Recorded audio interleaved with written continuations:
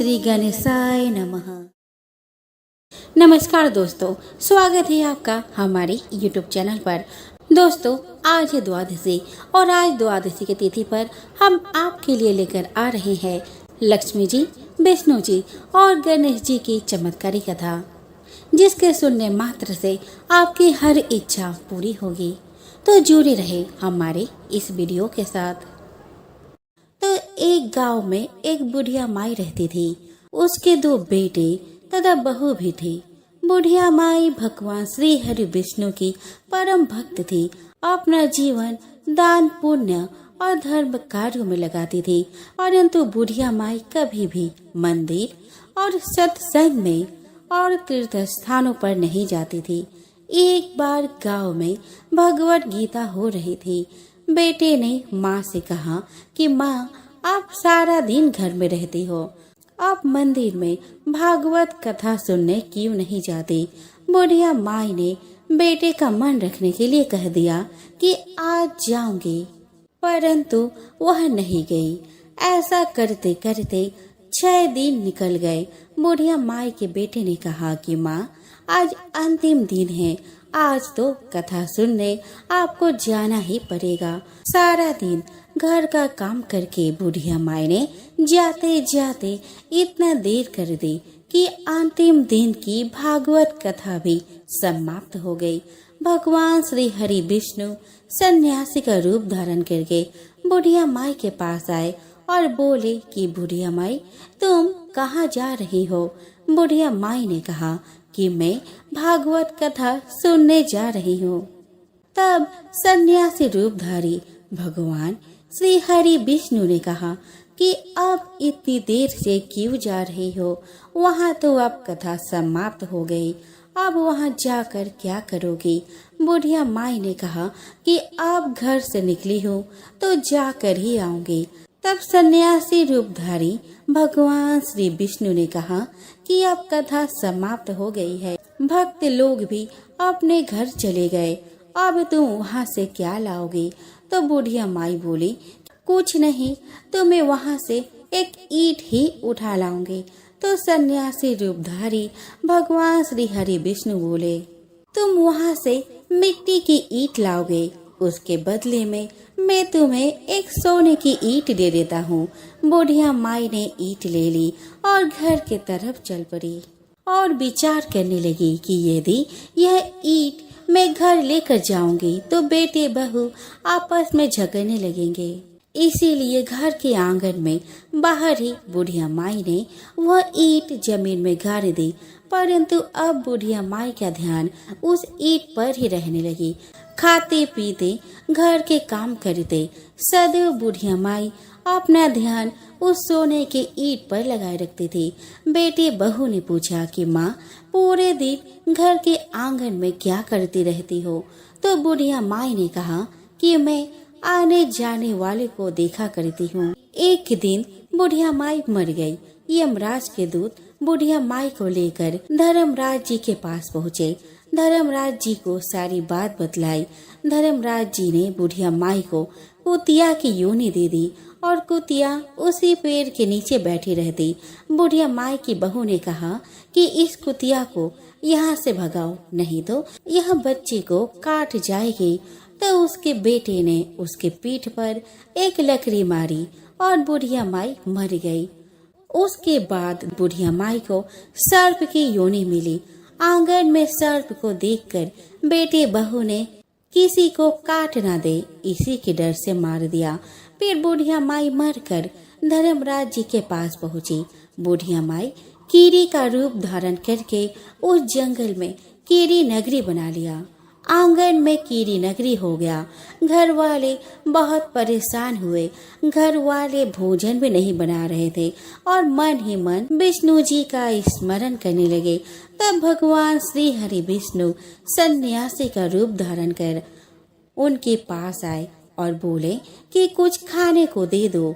तो घर वालों ने कहा कि महाराज, हमारे यहाँ खाने को तो कुछ भी नहीं बना, क्योंकि हमारे घर में कीड़ी नगरी हो गया है, आप ही इसका उपाय बतलाइए। तब महाराज जी ने आंगन में गड़ा हुआ सोने की ईंट निकाली और दोनों बेटे को दे दी और कहा कि तुम्हारी माँ के नाम से दान पुण्य करना, धर्मशाला बनवाना, स्कूल बनवाना, पियायु लगवाना, गौशाला में गाय के चारे की व्यवस्था करना। परंतु दोनों बेटे आपस में झगड़ने लगे कि तू दान कर, कि तू दान कर। किसी ने बुढ़िया माई के नाम से कोई दान नहीं किया और कीरी नगरी वहाँ उसी स्वरूप में स्थापित रहा। कुछ दिन बाद सन्यासी वापस आया और बुढ़िया माई के बेटे ने भगवान स्वरूप सन्यासी महाराज से कहा कि हमारे घर की हालत वैसी की वैसी ही है, कीरी नगरी तो वैसा का वैसा ही है। तब साधु रूपधारी सन्यासी महाराज ने कहा कि वह सोने के ईंट के टुकड़े लाओ और उन्हें बेचकर उनसे जो भी धन मिले उसे तुम्हारी माँ के नाम से दान पुण्य करो। इस कीरी नगरा पर शक्कर और आटा डालो। तुम ऐसा करोगे तो तुम्हारी माँ को मोक्ष प्राप्त होगी। सन्यासी महाराज के कहे अनुसार बुढ़िया के बेटे ने वैसा ही किया, जिसके फल स्वरूप उनके घर से कीरी नगरी चला गया। तो दोस्तों, जो व्यक्ति प्रतिदिन कीरी नगरी पर आटा और शक्कर डालता है वह सदैव धनवान रहता है और सुख शांति से जीवन यापन करता है। उसके घर में कभी भी कोई कष्ट नहीं आता। उसका जीवन सदा आनंद से व्यतीत होता है। उसके परिवारजन उसे अत्यधिक स्नेह प्रदान करते हैं। कीरी नगरी प्रतिदिन सींचने से और कीरी नगरी की कहानी सुनने से, दान पुण्य और धर्म कार्यों में रुचि लगाने से जीवन उत्तम हो जाता है। तो बोलो विष्णु भगवान की जय। किसी गांव में एक ब्राह्मण और ब्राह्मणी रहते थे। वे बहुत ही उदार, दयावान और ईमानदार थे। ब्राह्मणी के 2 पुत्र थे लेकिन कोई पुत्री न थी।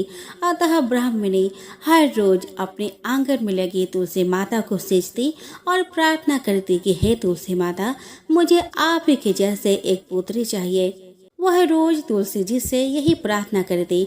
कुछ दिनों बाद ब्राह्मणी गर्भवती हुई और उसने बहुत ही सुंदर पुत्री को जन्म दिया। पुत्री में तुलसी माता के सदृश ही गुण थे और वह तेजस्वी प्रतीत हो रही थी। ब्राह्मण बहुत ही गरीब था। पूजा पाठ के समय जो दान में मिलता उसी से ही उसका और उसके परिवार का गुजर बसर होता था। ब्राह्मण और ब्राह्मणी ने अपने बच्चे का नाम सुवर्णलेखा रखा। सुवर्णलेखा की एक बहुत ही अच्छी दोस्त थी जिसका नाम था चमेली। दोनों एक ही साथ घूमते, खेलते, नाचते और गाते। एक के बिना दूसरे का कोई काम न चलता था। सुवर्णलेखा को तुलसी माता से एक वरदान प्राप्त था कि कोई भी व्यक्ति अगर सच्चा मन से उस पर एक मटकी पानी डाले तो वह तुलसी के पौधे में बदल जाती एवं उसमें मोतियों का फूल लगते एवं जब दूसरे मटकी का पानी उस पर डाला जाता तो वह पुनः लड़के रूप में आ जाती। लेकिन यह बात स्वयं सुवर्णलेखा को पता नहीं था। एक रात खुद तुलसी माता ने उसे स्वप्न में आकर बताई। सुबह नींद से उठने के बाद उसने यह बात अपने सहेली को बताई। बात को सिद्ध करने के लिए एक दिन सुबह जब सब सो रहे थे तब सुवर्णलेखा ने अपने सहेली को बोली कि जाओ 2 मटकी पानी भर लाओ। एक मटकी पानी अभी मेरे ऊपर डालना और दूसरे मटके पानी पौधे बनने के बाद मेरे ऊपर डालना। सहेली ने ऐसा ही किया। पहले मटके के पानी डालते ही वह एक सुंदर शाखा प्रशाखा युक्त तुलसी के पेड़ में बदल गई और उसमें मोती के फूल उगने लगे। पौधा बने सुवर्णलेखा ने अपने सहेली से कहा कि मेरे ऊपर लगे मोती को तोड़ो, लेकिन संभल कर तोड़ना ताकि मेरी टहनी ना टूट जाए। सहेली ने सारे मोती तोड़ लिए। उसके बाद सहेली ने दूसरे मटके के पानी उस पर डाली। वह तुलसी का पौधा दोबारा लड़की के रूप में आ गई। इन मोतियों से माला बनाकर वह बाजार में रोज बेच आती। उन पैसों को वे अपने माँ बाप को दे आती। माँ बाप के पैसे के बारे में पूछने पर सुवर्णलेखा ने सारी सच्चाई बता दी। तुलसी माता की जय हो। तुलसी माता की कृपा से उनके घर की अवस्था सुधरने लगी, परंतु उन्होंने यह बात छुपा कर रखी। यह घटना अब रोज की हो गई। दिन बीतने के साथ साथ ब्राह्मण अब धनवान हो गया था। सुवर्णलेखा देखने में बहुत ही सुंदर थी। एक बार बाजार से आते वक्त उस राज्य के राजकुमार से उसका मुलाकात हुआ और देखते ही देखते दोनों में प्यार हो गया। राजकुमार सुवर्णलेखा से सच्चा प्यार करता था और सुवर्णलेखा भी राजकुमार से सच्चा प्यार करती थी। दोनों परिवार के मत मिलने पर दोनों का विवाह हो गया। सुवर्णलेखा अपने ससुराल चली गई। सुहाग रात के दिन सुवर्णलेखा ने अपनी सच्चाई अपने पति यानी कि राजकुमार को बताई। राजकुमार से बोली कि तुम 2 मटकी पानी भर कर ले आओ। राजकुमार 2 मटकी में पानी भर कर लेकर आए और 1 मटकी का पानी उस पर डाला। पानी डालने के साथ ही वह तुलसी के पौधे में बदल गई। उसमें मोतियों का ढेर लग गए। राजकुमार यह देखकर आश्चर्यचकित रह गया। फिर उसने दूसरे मटके की पानी डाली तो वह पुनः लड़की के रूप में आ गई। सुवर्णलेखा राजकुमार को बताती है कि यह सब तुलसी माता का दिया गया वरदान है और दोनों सो जाते हैं। सुबह जब राजकुमार का बहन अपने भैया के कक्ष में आती है तो वह आश्चर्यचकित रह जाती है क्योंकि पूरे कमरे में मोती बिखरे पड़े थे। उसने भाभी से पूछा कि भाभी क्या बात है। ननद के हट करने पर भाभी सब कुछ बता देती है। ननद बहुत चंचल थी। वह यह बात अपने दोस्तों को बता देती है। ननद अपने भाभी से बार बार मोती के पेड़ बनने को कहती है पर राजकुमार मना कर देता है। एक बार राजकुमार को राज्य से बाहर कोई काम से जाना पड़ा। ननद इसी समय का फायदा उठाकर भाभी के पास जाती है और मोती के पेड़ बनने के लिए हट करती है। भाभी के मना करने पर वह बोलती है कि भाभी सिर्फ एक बार ही, उसके बाद मैं आपको कभी भी नहीं कहूँगी। भाभी मान जाती है और वह कहती है कि यह आखिरी बार तुलसी का पौधा बनेगी। दूसरे दिन ननद भाभी को लेकर दूर के एक बगीचे में गई। 2 मटकी पानी भरा। उसने पहला मटके के पानी उस पर डाला। पानी डालते ही वह तुलसी का पौधा बन गई। तुलसी के पौधा बनते ही ननद अपने दोस्तों को, जो कि पेड़ों के पीछे छिपकर सब देख रहे थे, उनको पुकारती है। वे सभी बाहर निकल आते हैं। उसने अपने दोस्तों से कहा कि देख, मैंने बोला था ना कि मेरी भाभी मोती का पेड़ बनती है, अब विश्वास हुआ ना। पर ननद के दोस्त बहुत ही बदमाश थे। वह मोती को उसके टहनियों के साथ तोड़ने लगे। टहनियाँ को पकड़ पकड़ कर झूमने लगे, जिसके कारण तुलसी के कई डाल टूट गए। सभी दोस्त मोती तोड़कर वहां से भाग गए। ननद ने जैसे तैसे दूसरे मटके के पानी डाली और वहां से भाग गई। पानी ठीक से ना पड़ने के कारण वह पौधा आधे ही लड़की बन पाई थी। शाम हो गई। भाभी घर पर ना पहुंची। ननद से पूछने पर ननद ने बोल दिया कि मुझे नहीं पता, मैं तो आज दिन भर घर पर ही थी। चारों ओर सुवर्णलेखा को खोजा गया पर सुवर्णलेखा कहीं नहीं मिली। कुछ दिन बीत गए।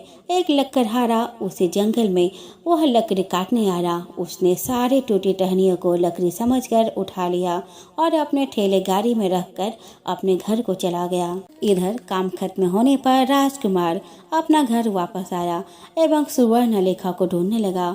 लोगों ने कहा कि वह घर छोड़कर भाग गई है, पर राजकुमार को विश्वास नहीं हुआ। राजकुमार सुवर्णलेखा के बिना उदास रहने लगा। उधर एक दिन लकड़हारा लकड़ी काट रहा था। उसी समय उसे उस लकड़ी के ढेर में से रोने की आवाज आई। उसने उस ढेर में देखा एक छोटा सा मांस का टुकड़ा था, जिसमें से कहरने और रोने की आवाज आ रही थी। लकड़हारे ने उसे संभाल कर उठाया और कहा कि तुम कौन हो और तुम्हारी ऐसी अवस्था किसने की है। तो सुवर्णलेखा ने सारी बात बताई। तब लकड़हारे ने उसे उस बगीचे में लेकर आया जहाँ से वह उसे उठा कर ले गया था, पर दुर्भाग्य से उस पौधे के बाकी हिस्से उसे नहीं मिले। अतः लकड़हारे ने सोचा कि उसे राजकुमार को ही सौंप देना अच्छा होगा। अतः उसने राजकुमार को खबर भिजवाई। राजकुमार भागते भागते सुवर्णलेखा के पास आया और उसे देखकर रोने लगा। सुवर्णलेखा ने सारी बात कह सुनाई। राजकुमार सुवर्णलेखा को लेकर राजमहल आया। उसने बड़े बड़े ब्राह्मणों को बुलाया एवं इसका उपाय पूछा। ब्राह्मणों ने कहा कि यह तुलसी जी का वरदान है, तो तुलसी माता ही इसका कोई रास्ता दिखाएगी। सब ने तुलसी माता की गुहार लगाई और तुलसी माता प्रकट हुई। उन्होंने सुवर्णलेखा को ठीक कर दिया एवं आशीर्वाद देकर अंतर्ध्यान हो गई। राजकुमार ने अपनी बहन एवं उसके दोस्तों को दंडित किया एवं राज्य से निकाल दिया। सुवर्णलेखा एवं राजकुमार खुशी खुशी रहने लगे। एक बार एक मेढक और उसकी पत्नी मेढकी किसी कुएं के अंदर पानी में खेल रहे थे। तभी कुएं पर एक पनिहारी आई और उसने पानी अपने मटकी में भरा और अपने घर चली गई। परंतु हुआ क्या कि उसके मटकी में मेढक और मेढकी दोनों आ गई। अब मेढकी का स्वभाव क्या था कि वह हमेशा गणेश जी की पूजा करती रहती थी, हमेशा बोलती रहती थी।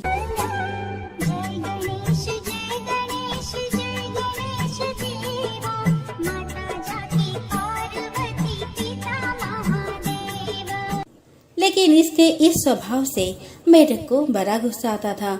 वो हमेशा कहता था कि हमेशा उस सुर वाले का नाम लेती रहती हो, कभी मेरा नाम तो लेती नहीं। और इस बात पर कभी कभी खूब जमकर झगड़ा भी करता था। अब क्या होता है कि पनिहारी उनको अपने मटकी में भर कर ले गई थी। पानी के साथ में वह अपने घर जाती है और चूल्हे पर पानी गर्म करने के लिए रखती है। तो उस पानी को वह किसी गर्म करने वाले बर्तन में पलट देती है और आग पर रख देती है। अब जैसे ही आग की तपन बढ़ती है तो मेढक अपनी पत्नी मेढकी से कहता है कि मेढकी, मैं तो जल रहा हूँ नीचे से। तो वह कहती है, अच्छा, मैं तो नहीं जल रही। और वह मेढकी गणेश जी का नाम लेना शुरू कर देती है। क्या बोलती है?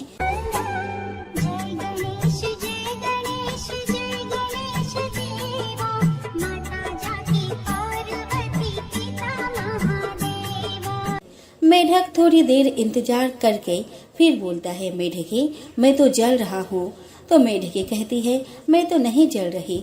चलो आप ऐसा करो कि मेरी जगह पर आप आ जाओ, मैं आपकी जगह पर आ जाती हूँ। तो मेढक कहता है, ठीक है। मेढकी फिर गाना गाना शुरू कर देती है।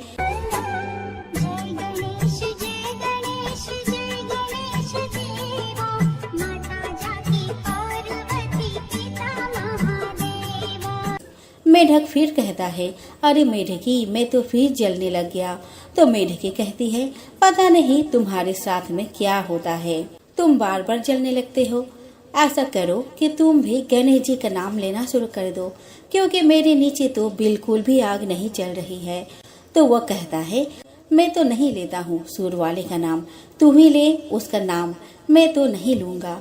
तो वह कहती है, ठीक है, तुम्हारी मर्जी। वह दोबारा गाना गाना शुरू कर देती है।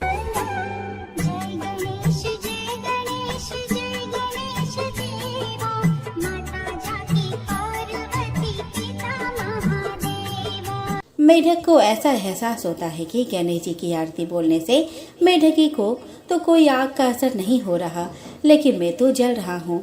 तो क्या करता है, मेढक भी शुरू कर देता है गणेश जी का नाम लेना। तो दोनों के दोनों मटके के अंदर क्या बोलते हैं, गणेश जी की आरती बोलना शुरू कर देते हैं।